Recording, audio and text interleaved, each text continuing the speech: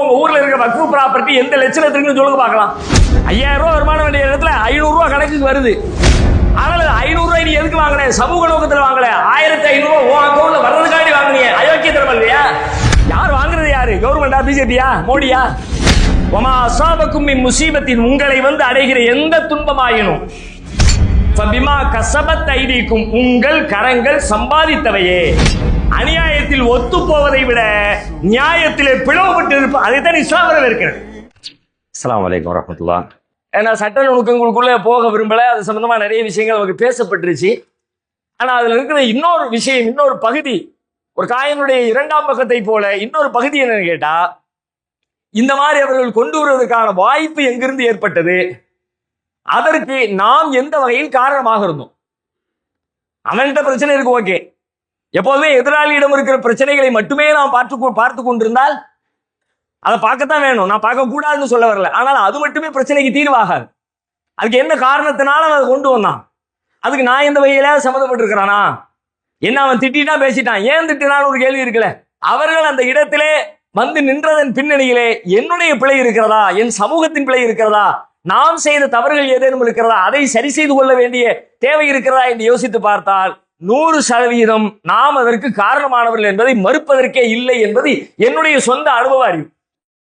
எனக்கு ஏறத்தாழ நான் திருச்சிக்கு வந்த புதுசில கிட்டத்தட்ட 20 ஆண்டுகளுக்கு முன்னாடி 2004 2005 நான் இங்க ஒருத்தர் அடிக்கடி சந்திப்பேன். சிங்காரத்தோப்புல அஃப்ரோஸ்ன்னு சொல்லிட்டு ஒருத்தர் கையில் ஒரு பெரிய ஃபைலோட சுத்திக்கிட்டே இருப்பார். எப்ப பார்த்தாலும் என்ன ஃபைலுன்னு பார்த்தா ஃபுல்லா வக்ஃபு சம்பந்தப்பட்ட சொத்துக்கள், திருச்சியில் இருக்கிற வக்ஃபு ப்ராப்பர்ட்டி, அது சம்பந்தமான வழக்கு எவ்வளவு இடத்துல ஆக்கிரமிக்கப்பட்டிருக்குது.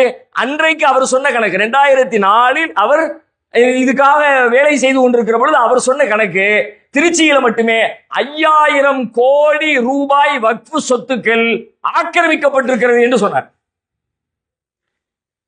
20 வருஷத்துக்கு முன்னாடி. அப்ப அதனுடைய கணக்கு எத்தனை மணிக்கு இப்ப பெரிய இருக்குன்றது அதை தனியா வைங்க. அதுக்கான டாக்குமெண்ட், ஆதார போக்குவரத்து எப்ப பார்த்தாலும் ஃபைலோடையே சுத்துவார். ஒரே ஒரு நகரத்துல, மொத்த இந்தியாவில் இல்ல, மொத்த இந்தியாவுக்கு கணக்கு சொல்லிட்டு இருக்கிறாங்க. ஒரு நகரத்துல, இந்தியாவில் இருக்கிற ஒரு மாநிலத்தில் இருக்கிற ஒரு மீடியமான நகரத்திற்குல 5000 கோடி ரூபாய். நீங்க அப்படியே கண்களை, லோக்கல் இருக்கிறவங்க கண்களை சுத்துங்க, சத்திர பஸ் ஸ்டாண்டு கொடுங்க, அதை சுத்தி இருக்கக்கூடிய பல்வேறு நிறுவனங்கள் கொடுங்க, அப்படி உங்களுக்கே அப்படியே கணக்கு வந்துகிட்டே இருக்கும். நாமளே அப்படியே தோராயமா கணக்கு பண்ணலாம். அங்கங்க மிச்சம் இருக்கு பாத்தீங்களா, சின்ன சந்து மிச்சம் இருக்கும். என்னடா சந்து மிச்சம் இருக்கு, இங்க எப்படா தொப்பி வந்தாரு அப்படின்னு பார்த்தா இது எல்லாமே தொப்பிக்குள்ளதாடா, இடையில அது மிச்சம் கிடைக்கு, அதான் சரி போனா போட்டு விட்டு வச்சிருக்காங்க. அப்படிங்கிறது மாதிரி நாமே அறிந்து கொள்ளக்கூடிய சான்றுகள் அங்கங்கே மிச்சம் இருந்து கொண்டே இருக்கிறார். அப்ப இப்படியாக ஒரு சிறு நகரத்திலே இத்தனை ஆயிரக்கணக்கான, இத்தனை கோடிக்கணக்கான ரூபாய்கள் பிறரால் கொள்ளையடிக்கப்பட்டு பெரும் பணம் கையாளல் செய்யப்பட்டிருக்கிறது. அந்த கையாளலின் பின்னணியில யார் இருக்கிறார் என்று பார்த்தால், இதை நிர்வகிக்கிற யாரை பொறுப்பாளர்களாக நம்முடைய சமுதாயம் நியமித்ததோ அவர்கள் அதன் பின்னணியில இருக்கிறார்கள் என்பது மறுக்க முடியாத வேதனைக்குரிய ஒரு உண்மை. பல ஊர்கள்ல இந்த வக்ஃபு சொத்துக்களை நிர்வகிக்கக்கூடிய இடத்துல இருக்கிற தலைவர்கள், முத்தவல்லிகள், நிர்வாகிகள், நான் யாரையும் நேரடியாக குறை சொல்வதற்காக இல்லை, ஆனா ஆபரேஷன் பண்ணணும் அப்படின்னு முடிவெடுத்துட்டா வேற வழியே இல்லை, வழியை தாங்கித்தான் ஆகும்.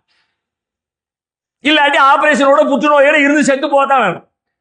நிஜமா இந்த நோயிலிருந்து குணமாகணும் நம்ம விரும்பணும்னா ஆபரேஷனுக்கு தயாராகணும். ஆபரேஷன் என்பது வலிதான், வேதனை தான். வேதனையை தாங்கிக் கொள்வதை தவிர வேற வழி இல்லை. நீங்க உங்க ஊர்ல இருக்க வக்ஃபு ப்ராப்பர்ட்டி எந்த லட்சணத்துக்குன்னு சொல்லுங்க பார்க்கலாம். தமிழ்நாட்டில் கண்ணை மூடிட்டு சொல்வேன் 90% லட்சணம் கெட்டு போய் தான் கிடக்குறது. 5000 ரூபாய் வருமானம் வேண்டிய இடத்துல 500 ரூபாய் கணக்குக்கு வருது. யார் வாங்குறது? யாரு? கவர்மெண்டா? பிஜேபியா? மோடியா? நம்ம நியமிச்ச தலைவர் தானே, நம்ம நிர்வாகம் தானே. 5000 ரூபாய் இடத்துல 500 ரூபாய் வாங்கிறப்ப ஏதோ சமூக நலனா அப்படின்னு பார்த்தா 2500 ரூபாய் அவர்களுக்கு தனியா போகுது. நான் 500 ரூபாய் வாங்குறது குறை சொல்லல, சமுதாய நோக்கத்துல ஏழை எளிய மக்கள் பயன்படுத்தணும்னு அதுக்காக வேண்டி 5000 ரூபாய் பெரும் வாடகை வாங்க வேண்டிய ஒரு சொத்தை ஒரு 500 ரூபாய்க்கு ஒருத்தர் கொடுத்தாருன்னா ஓகே, வரவேற்கிறேன், அக்செப்டட். ஆனால் 500 ரூபாய் நீ எதுக்கு வாங்கின? சமூக நோக்கத்தில் வாங்கல. 1500 ரூபாய் உன் அக்கௌண்ட்ல வர்றதுக்காண்டி வாங்கினீங்க. அயோக்கியத்தனம் இல்லையா? முள்ள மாதிரி தனம் இல்லையா? இதை நாம எத்தனை பேர் தட்டி கேட்கும்? இதற்காக நாம் கொந்தளிச்சோமா? அவன் செஞ்சான்னு கொந்தளிச்சோமே. அப்ப நம்ம இடத்துல இன உணர்வு இருக்கிறதா? அவன் நீ எப்படா செய்வ? சாராய கடை நடத்த நீ நடத்தாத, எங்க அப்பா நடத்திக்கலாம் என்று சொல்வதற்கும் இதற்கும் இடையில என்ன வித்தியாசம்? ஊழல் செய்யக்கூடாது, சொத்துக்களை அபகரிக்க கூடாது, வக்ஃபு சொத்துக்கள் பொதுமக்களுக்கானது என்பது உறுதி செய்யப்பட வேண்டும் என்று சொன்னால் அதிலே அநியாயம் செய்கிறவர், அத்துமீறுகிறவர் யாராக இருந்தாலும் எதிர்த்து நின்று கேள்வி எழுப்ப வேண்டும் அல்லவா? நாம் அந்த வேலையை செஞ்சோமா? அதை செய்ய தவறியதின் விளைவாகவே நான் பார்க்கிறேன். நாம் செய்கிற பிழைகள் என்ன என்பதை கண்டறிந்து அதற்கான வைத்திய முறைகளை மேற்கொள்ளாவிட்டால் அதற்கு வர வேண்டிய துன்பங்களை சந்தித்துத்தான் ஆகணும். நபிகளாருடைய அற்புதமான ஒரு பிரார்த்தனை உண்டு, சய்யிதுல் இஸ்திக்ஃபார் என்று உங்களை பல பேர் மனப்பாடம் கூட பண்ணியிருப்பீங்க. பாவ மன்னிப்பினுடைய தலையான துஆ, ஆகச்சிறந்த துஆ என்று ஒரு பிரார்த்தனையை சொல்லி தந்தார். ஒரு பெரும் பிரார்த்தனை, ஒரு நீல அல்லாஹும்ம அன்த ரப்பி ஹலக்தனி லா இலாஹ இல்லா அன்த, ஒரு நீண்ட துஆ. அதுல இடையில ஒரு வார்த்தை வரும், அபூலக பி நிஅமதிக அலைய வ அபூ பி தம்பி. யாரா ஒரு இடத்துல நான் வர்றேன், எப்படி வர்றேன்னு தெரியுமா? நான் எப்படி வரும்? நீ எனக்கு செஞ்ச அருளோடு வருகிறேன். அபூலக பி நிஅமதிக அலைய, எனக்கு நீ செய்திருக்கிற உன் அருளோடு தான் நான் வருகிறேன். அபூ பி தம்பி, உன் அருளோடு மட்டும் வரல ரப்பே, என்னுடைய தவறோடும் வருகிறேன், நான் செய்த பிழைகளோடும் வருகிறேன். நீ எனக்கு அருள் செய்திருக்கிறாய், ஆனால் நான் பிழை செய்திருக்கிறேன். இரண்டோடும் உன் முன்னால் வந்து நிற்கிறேன். உன் அருளால் என் பிழையை நீ பொறுத்தருள்வாயாக. இதில் நபிகளார் சொல்ல வர்ற செய்தி என்ன? அல்லாஹ்விடத்திலே பாவ மன்னிப்பு தேடுகிற பொழுது முதல்ல நீ செய்யற தப்ப ஒத்துக்கப்பா. அதுதான் தவறுகள் இருந்து மீண்டு வருவதற்கான முதல் அடியே. நான் செய்யற தப்பு என்னங்கிறது நான் விளங்கணும், அதுல இருந்து மீளணும். அப்பதான் சிக்கல்ல இருந்து மாற முடியும். திருக்குர்ஆன் ரொம்ப அழுத்தமா ஒரு விதியை சொல்கிறது. உலகத்துல அல்லாஹ் மாற்றாத சில இயற்கை விதிகளை ஏற்படுத்தி வைத்திருக்கான், நியதிகளை.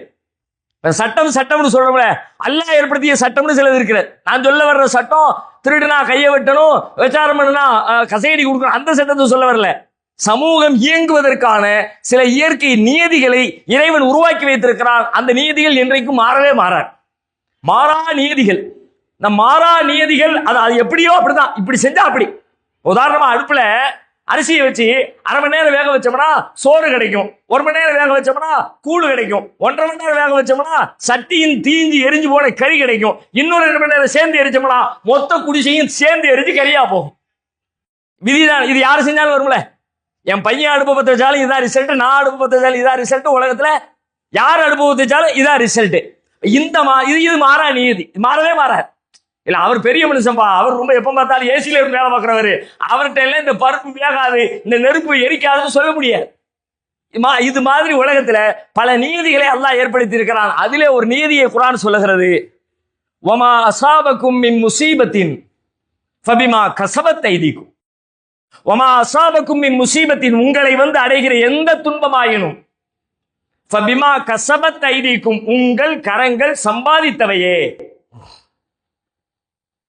மீண்டும் ஒரு தடவை வசனத்தை உள்வாங்குங்க.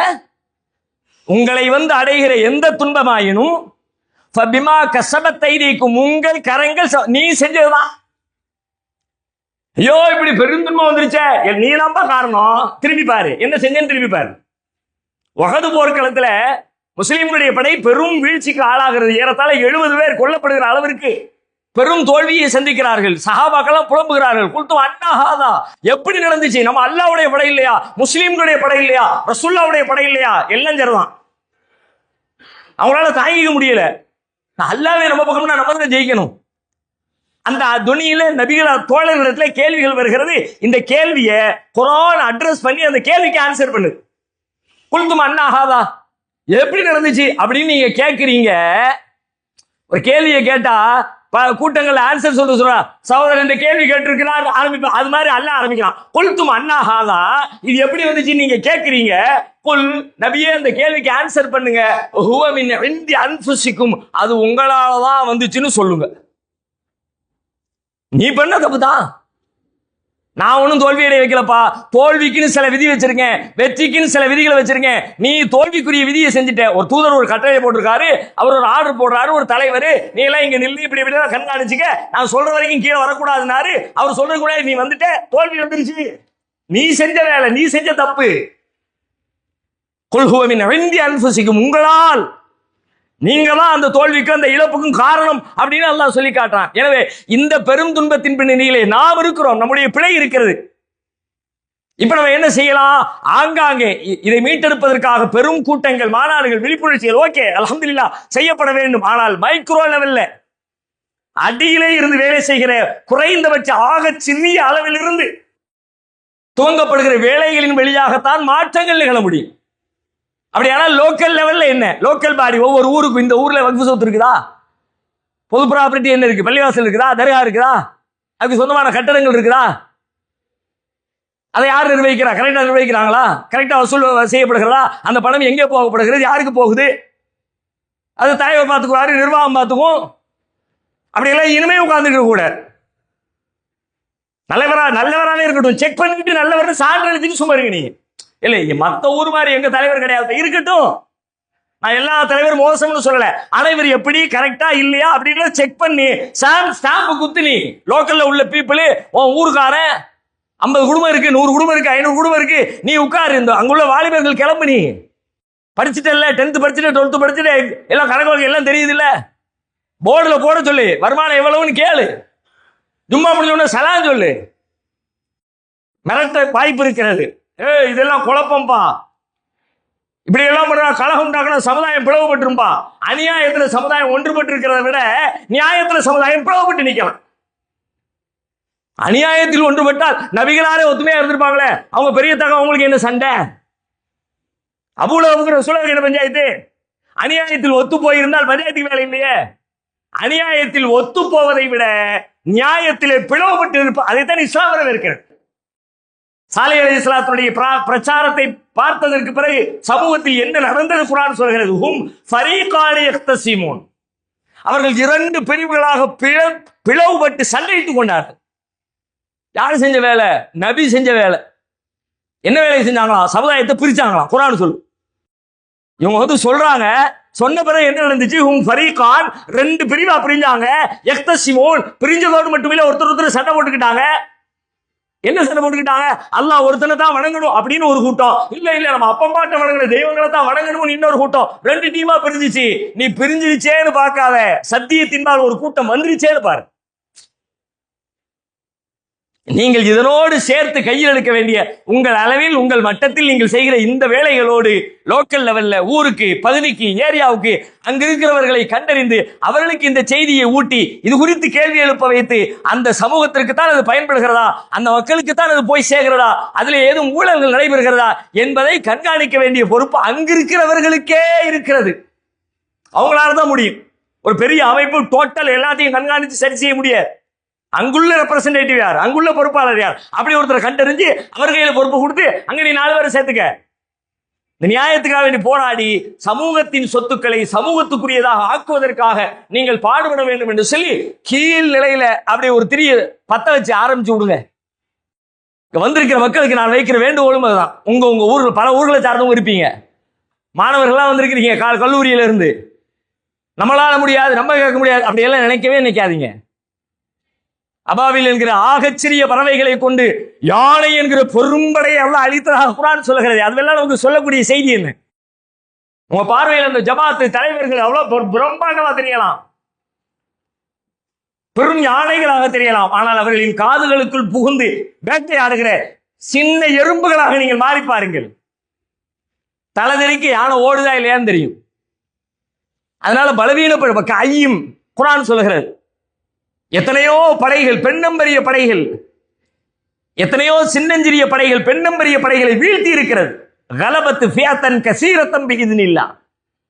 அதனால நம்ம பலவீனமானவர்கள், ஆற்றலற்றவர்கள் அப்படியெல்லாம் நினைச்சிடாதீங்க. இதற்கு எதிராக நீங்கள் எடுத்து வைக்கிற ஒரு சிறு துரும்பு கூட ஃபமன் யஅமல் மிஸ்கால தர்ரத்தின் கைரன் யரா, அதற்குரிய நன்மைகளை நீங்கள் கண்டே தீர்வீர்கள் என்று குர்ஆன் சொல்கிறது. எனவே இந்த ஆகச்சிறிய ஒரு கோரிக்கையை உங்கள் மத்தியிலே நான் முன்வைக்கிறேன். சமூகத்திற்கு இருக்கிற சொத்துக்கள் உரிய முறையில் பயன்படுத்தப்பட்டாலே நம்முடைய நிலை எங்கோ மாறிடும். எவ்வளவோ பணிகளை மேற்கொள்ள முடியும். அடிப்படையான தேவையான எத்தனை செய்திகள் இந்தியாவிலே ஆக கீழ்நிலையிலே, பொருளாதாரத்திலே, கல்வியிலே, வேலை வாய்ப்பிலே, அனைத்திலும் நாம் தான் இருக்கிறோம் கீழே. 2005 வந்து சச்சார் கமிஷன் இன்னும் சொல்லிக்கிட்டு இருக்கோம். நிலவையில எந்த மாற்றமும் இல்லை. மாறணும் மாறணும் மாறணும் மாறணும். எப்படி மாறும்? வானத்திலிருந்து ஒரு தேவதூதர் இறங்கி வந்து எந்த மாற்றத்தையும் இனிமேல் நிகழ்த்தப் போவதில்லை. நாம் தான் நம்மை மாற்றிக் கொள்ள வேண்டும். இன்னல்லாஹ லா யுகையிரு மா பிகௌமின் ஹத்தா யுகையிரு மா பிஅன்ஃபுஸிஹிம். தம்மிடம் உள்ளதை எந்த சமூகம் மாற்றவில்லையோ கண்டிப்பாக அதுவரை அல்லாஹ் அவர்களை மாற்ற மாட்டான். அல்லாவே இன்டர்ஃபியர் ஆக மாட்டேன்ட்டான். நானே வந்து தூக்கில விட மாட்டேன்பா, முடியும் அல்லாஹ்வுக்கு. ஆனா என்னுடைய நியதியில என் செட்டப்ல அப்படி கிடையாது. நீனா மாத்திக்க, நீ இறங்கு. நீ சும்மா கேட்டுக்கிட்டே உட்கார்ந்துருந்தா அது வேலைக்கு அவன் உட்காந்துக்கிட்டே இரு, அவன் அடிச்சுக்கிட்டே இருப்பான், வாங்கிக்கிட்டே இரு, ஒரு இடத்துல செத்து போயிரு, அவ்வளவுதான். புள்ள வந்து ஒன்று திட்டிட்டு இருப்பான். எங்க அப்பா மாட்டவங்களாம் ஒண்ணுக்கு உட்படாதவன், எல்லாம் தின்னு தின்னு தூங்கிருக்கான். அந்த நிலை வேண்டுமா? அல்லது நம்முடைய முன்னோர்கள் நமக்காக இவ்வளவு பணியாற்றி சென்றிருக்கிறார்கள், இறைவாயும் பெற்றோரை ஏற்றுக்கொள், இறைவாயும் முன்னோர்களை ஏற்றுக்கொள், அவர்களுடைய பாவங்களை மன்னித்து அவர்களுக்கு மகுவிரத்தை வழங்கு என்று பிரார்த்திக்கிற வாரிசுகள் வேண்டுமா என்பதை இன்றைக்கு நாம் முடிவு செய்து நம்முடைய அளவில் நமக்கு இருக்கிற வட்டம் என்ன, அந்த வட்டத்தில் என்ன மாற்றம் செய்ய முடியும்? ஒருத்தர் இறங்கி ஒரு மாற்றத்தை செஞ்சு காட்டுங்க, அது பக்கத்தூருக்குன்னு பரவி மொத்த இந்தியாவையும் கவலீகரம் செய்து ஒரு அற்புதமான பயனளிக்கக்கூடிய ஒரு போர்டாக இந்த வக்ஃபும் அதனுடைய சொத்துக்களும் மாறும். அல்லாஹ் ரப்பல் ஆலமீன் அப்படிப்பட்ட நல்வாய்ப்பினை நம் அனைவருக்கும் தந்தருள் புரிவானாக. வாஹிரு தஅவானா அல்ஹம்துலில்லாஹி ரப்பில் ஆலமீன். அஸ்ஸலாமு அலைக்கும்.